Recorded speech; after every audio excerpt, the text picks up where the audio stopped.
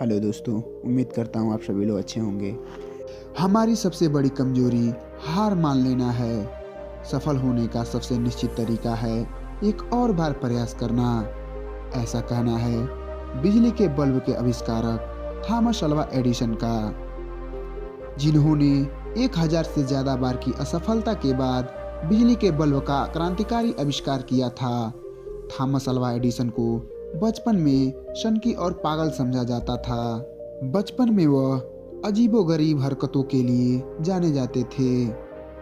कहा जाता है कि एक बार एक चिड़िया को कीड़े मकोड़े खाते देख उन्होंने ये सोचा, शायद उड़ने के लिए कीड़े मकोड़े खाना जरूरी है।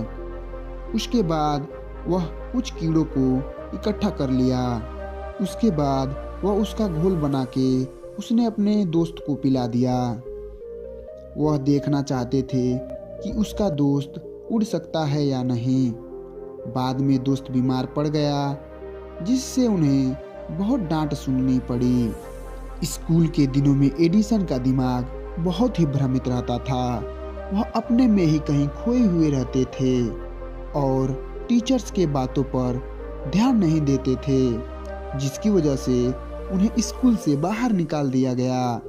और फिर उनकी मां ने एडिसन को घर पर ही पढ़ाना शुरू किया।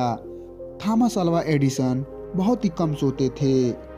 15 साल की उम्र में उन्होंने घर में ही एक प्रयोगशाला बनाई और वह उसी प्रयोगशाला में रिसर्च करना शुरू कर दिया।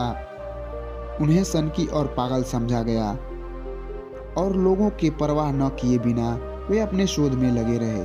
और देखते ही देखते उन्होंने हजारों असफलताओं के बाद बल्ब का आविष्कार कर ही दिया और उसकी रोशनी से दुनिया को उजाला कर दिया, जिसकी वजह से दिन में कामकाजी घंटे बढ़ गए।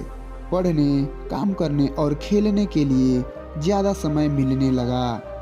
बल्ब के आविष्कार के अलावा एडिसन ने चलचित्र, टेलीग्राम, माइक्रोफोन जैसे करीब 1040 आविष्कार किए हैं। सारी दुनिया ने उनके प्रतिभा का लोहा माना है और इसी वजह से उन्हें जीनियस कहकर बुलाया जाता है। अपनी जबरदस्त कामयाबी के बावजूद एडिसन आम लोगों के साथ जुड़े हुए थे। उन्होंने कभी भी अपनी सफलता का घमंड नहीं किया। 1931 में जब उनकी मृत्यु हुई, उस दिन उनके सम्मान में पूरी अमेरिका की रोशनी बंद कर दी गई थी। थॉमस अल्वा एडिसन का कहना था, अपनी जिंदगी में मैंने एक दिन भी काम नहीं किया, यह सब तो मनोरंजन था। आपका बहुमूल्य समय देने के लिए बहुत बहुत धन्यवाद।